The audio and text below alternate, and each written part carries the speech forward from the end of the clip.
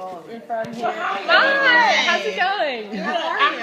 I'm Vicky, the activity coordinator. I think I met you when we first I'm started Katie. here. Okay, so where y'all from? New Jersey. So y'all with a group tours? No. Oh no, we go to Loyola.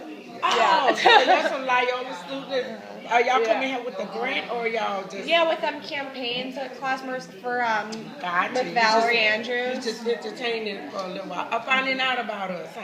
Yeah. Okay. We're just hanging out. Never mind me. I just like to know what my baby's doing. Who are these strangers in the facility? Who's coming to get my children? All my mothers. My mothers. All right, we got one right here, darling. Thank you. Good. Well, yeah, we're perfectly safe. We're perfectly safe. So, Loris, were you born here? I was born here in the 6th ward downtown, Treme. Oh. Have you seen the show about the Treme? They made a TV show called Treme. No, I haven't seen it. Don't watch it. I travel a few places, but ain't no place like no. It's true. I grew up, I had no. Have you lived anywhere had else? 6 girls.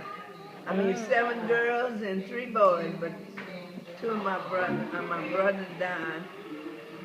She had 2 left. She had 3 boys, but 1 died, my brother. He died in 1994. And then I had a little sister, she died. She was a little baby, one of my sisters, she was a little baby. She was 13 days old. Really? She died and my mama went hanging up her clothes in the yard. I was just a child, but I remember. Yeah, and hanging clothes in the yard, and the baby was in the bed, and my mama was hanging clothes. I went out there and I told her, her baby was turning purple. No, turning purple. And I called my mama to come in and see about it. The guy, she was like dying. And my mama came inside and she said, oh, she's dead. She was dying in the bed. She was pretty. 13 years old. And, How old were you? oh, I must have been about 10 or 11, something like that. I was young. Something like that. It's hard to see when you're little. Yeah, I told her that the baby was sick, something. The baby was turning blue, purple or something. And she was crying and all. And she ran inside to see about it. She was dead. You never been my kid? Oh, no. And then I had a sister, she died. But she died in 2002. She was 61 years old. She died from complications of a stroke. Yeah. She had diabetes too. She died. She was the oldest. She used to take care of us when she was the oldest. But she left home young. She left home when she was about 15 years old. She left home.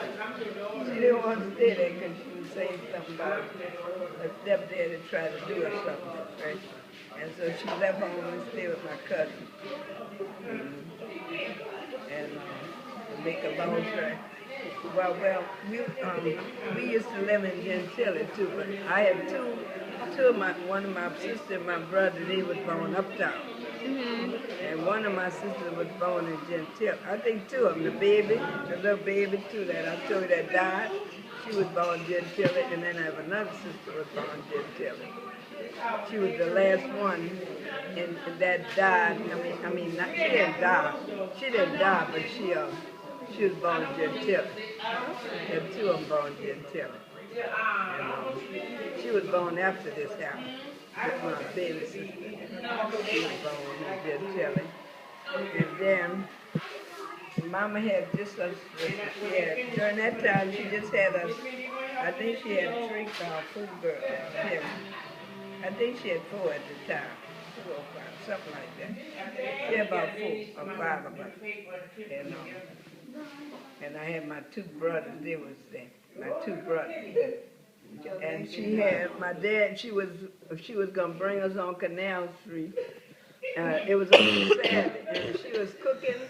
She was frying some pork chops. I remember that like it happened. She was frying some pork chop on the stove, and a blade came and shut up like that. And then the stove, we had an Earl stove. They had gas or something. They had a stove, and then the stove was at a blade. He was trying to, and the stove wasn't working right, so he started working on the stove. It was my stepdad, and all at once the blade shot up and all that blowed up like that. He was trying to fix it, work on the stove most all day. My mom was trying to cook food to bring us on Canal Street. To bring us on Canal Street every Saturday, make a long story short. And the stove exploded, went up in there, and the house burned down. That's sad. House burned down. And we never did get down South Canal. We was living in old Gentilla Road. It was old shack. We didn't have nowhere to go at the time, so a man just let my mama stay there since she had a bunch of children. Let her stay there for nothing, somebody. Because she said, if I find out that it'd be a shack, I'd take it. That's before this happened. That's before the fire. And she just took that old house. And so happened the house had burned down.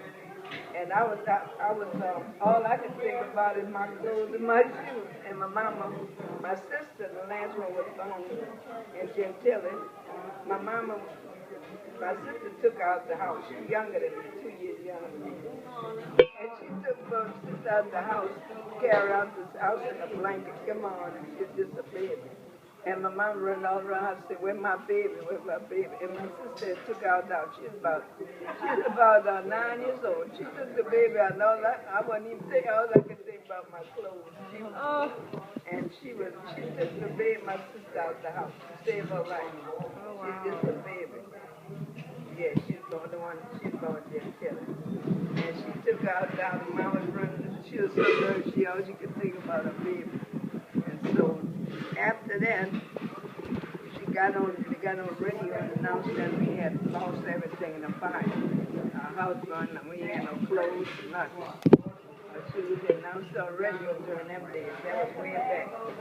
They announced on radio, and people started sending Red Cross help get clothes and shoes and everything to us, and food and everything. They helped us up. Because my mom we was real poor, and my mama couldn't afford, so we was getting stuff from all over. Wow. Yeah. That's a very amazing life story. Most of us was in school at the time. I only had 2 brothers at the time. Oh, sorry. And my mama had about 5 girls at the time. I think they got scratch you. Oh, no, it's okay. And they helped us good and everything so we could go to school. Because we couldn't go to school, we had nothing to wear, you know. So the Red Cross helped us. Good. And then we moved by my aunt's house, my cousin's house, my mama's sister's house, for 2 weeks after the fire. 2 weeks after the fire, my mama said, my mama said, I gotta get in the kitchen. She wouldn't let my mom get in. I gotta get in the kitchen and fix my chairs and eat. And she said, well, I gotta fix my old man's stomach. And so just like that, just like up there. And so my mama got tired of that, so she said, I'm going to look for me a place. So she went to look for a house. And she went to look for a house. This was in the project, my aunt was, my mother's sister. She lived in the project by herself. We call that Seminole.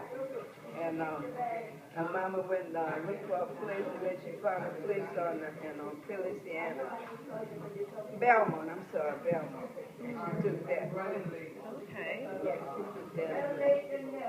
Yeah. Thank you so much for sharing. She kept on moving after a while. She stayed there while we moved somewhere else, down south, on Feliciana. And it used to flood around there.